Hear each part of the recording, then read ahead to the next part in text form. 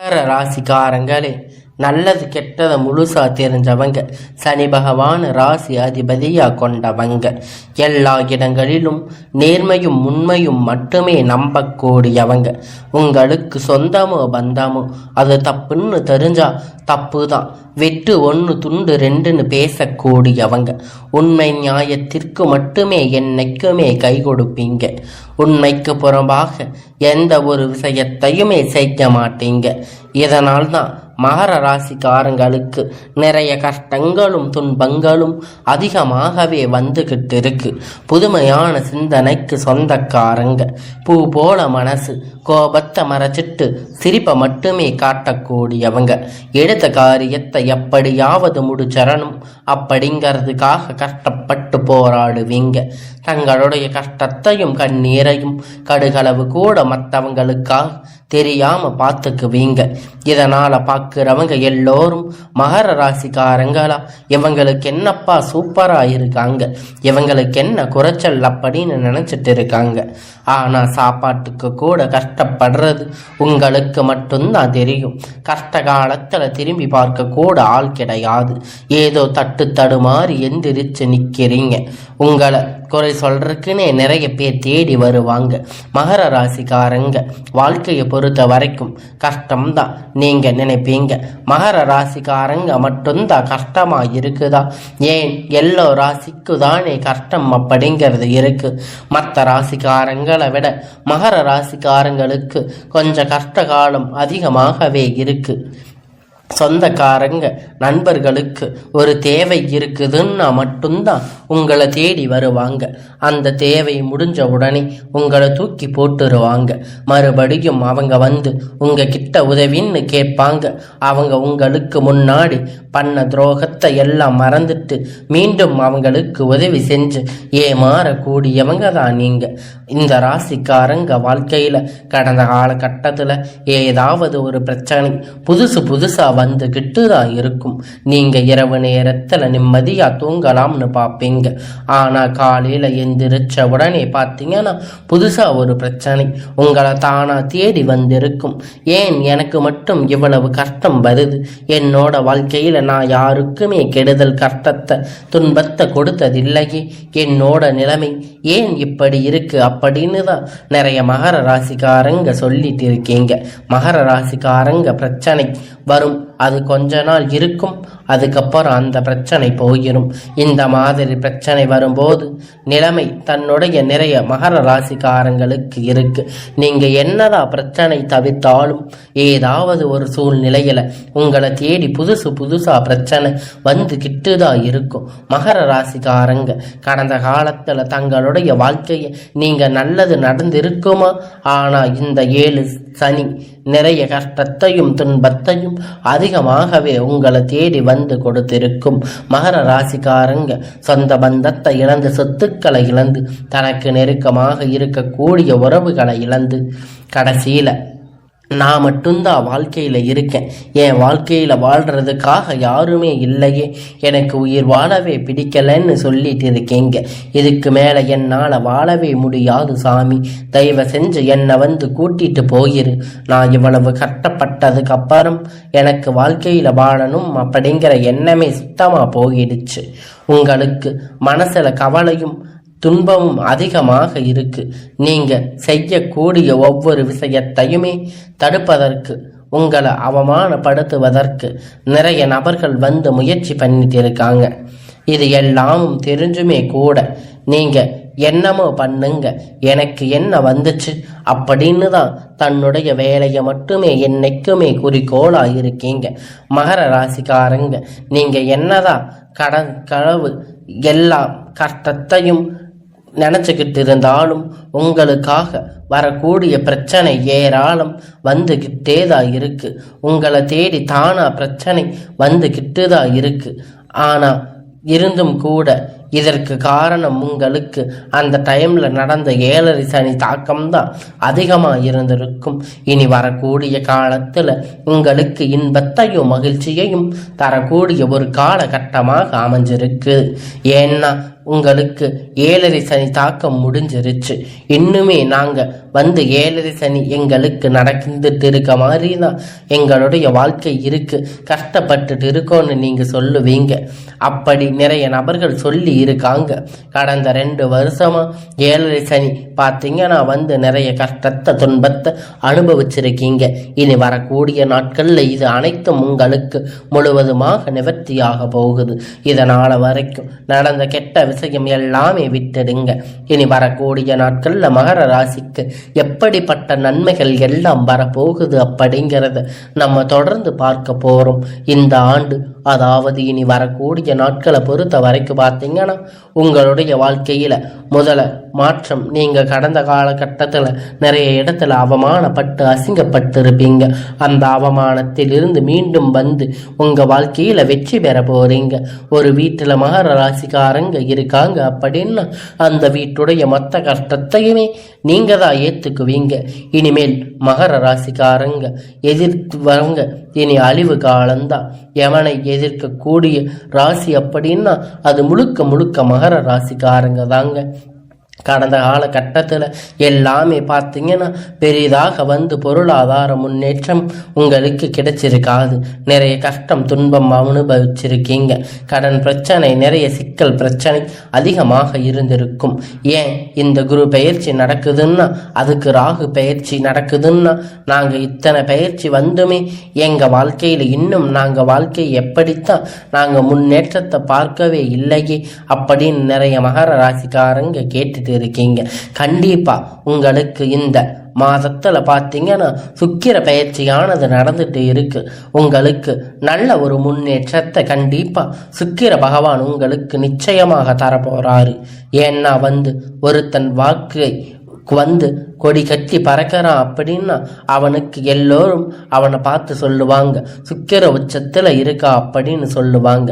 அந்த அளவுக்கு நல்ல ஒரு ராஜயோகத்தை உங்க வாழ்க்கையில இப்பொழுது இந்த மகர ராசிக்கு கொண்டு வந்து தரப்போறாரு. அது மட்டும் இல்லைங்க, இனி வரக்கூடிய நாட்கள்ல உங்களுக்கு அளவு கடந்த மகிழ்ச்சி, நல்ல அற்புதம் செய்யக்கூடிய சுக்கிர பகவான். அது மட்டும் இல்லைங்க, இனி வரக்கூடிய நாட்கள்ல உங்களுக்கு குரு பயிற்சியோட முழு பலனும் உங்களுக்கு வரக்கூடிய நாட்களாக கிடைக்க போகுது.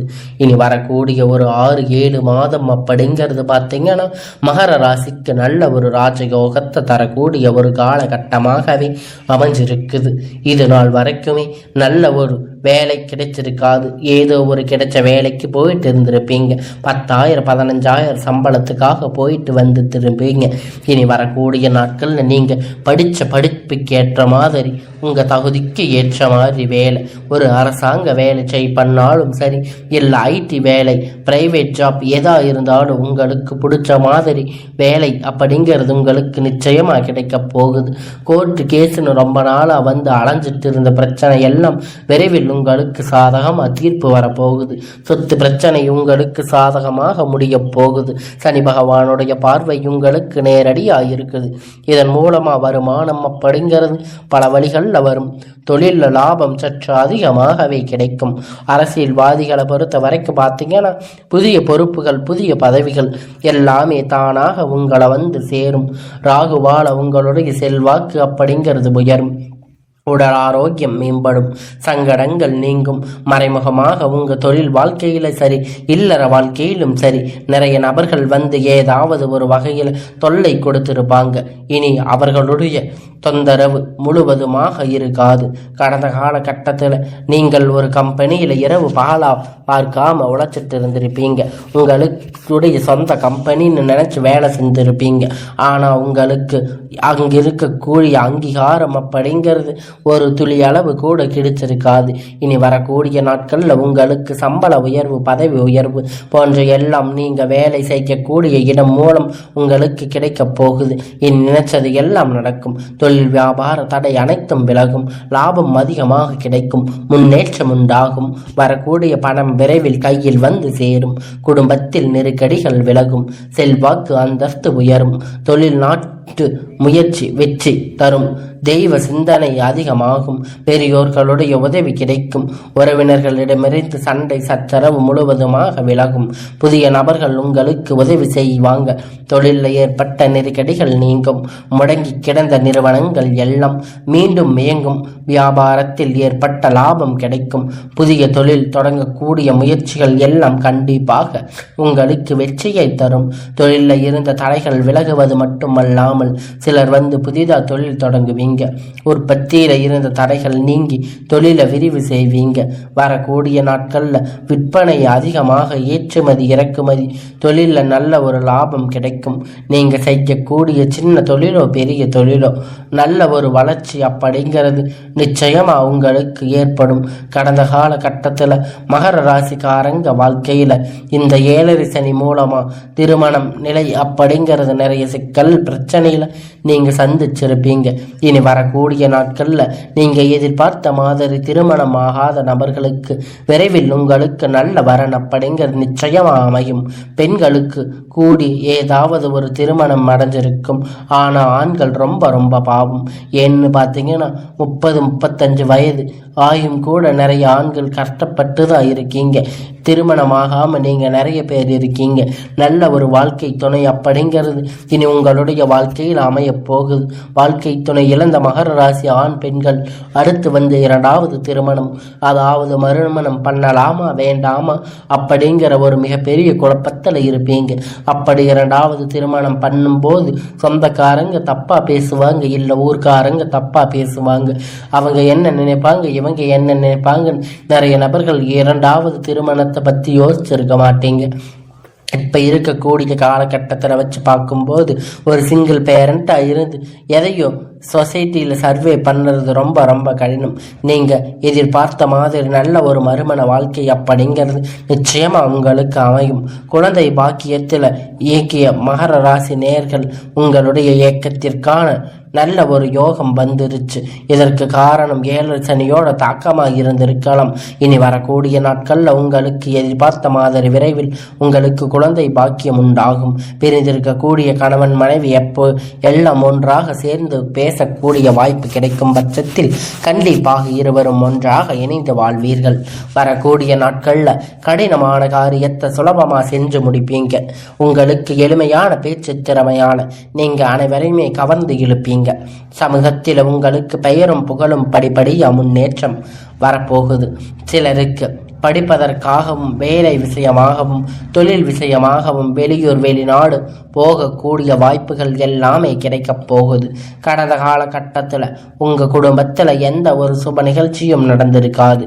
இதை நினைச்சு வீட்டில் இருக்கக்கூடிய பெரியதவங்க எல்லாம் ரொம்பவும் வருத்தப்பட்டு இருப்பாங்க. இனி வரக்கூடிய நாட்களில் உங்கள் குடும்பத்தில் திருமணம், சீமந்தம், புதிய வீடு கட்ட ஆரம்பிப்பீங்க. கிரக பிரவேசம் போன்ற சுப நிகழ்ச்சிகள் எல்லாம் நடக்கப் போகுது. சிலர் வந்து புதிதாக தொழில் தொடங்க முயற்சி பண்ணுவீங்க. அந்த முயற்சி எதிர்பார்த்த உதவிகள் உங்களுக்கு நிச்சயமா கிடைக்கும். இனி வேலையில இருந்த பிரச்சனை தடுமாற்றம் உங்களுக்கு முழுவதுமா மறைய போகுது.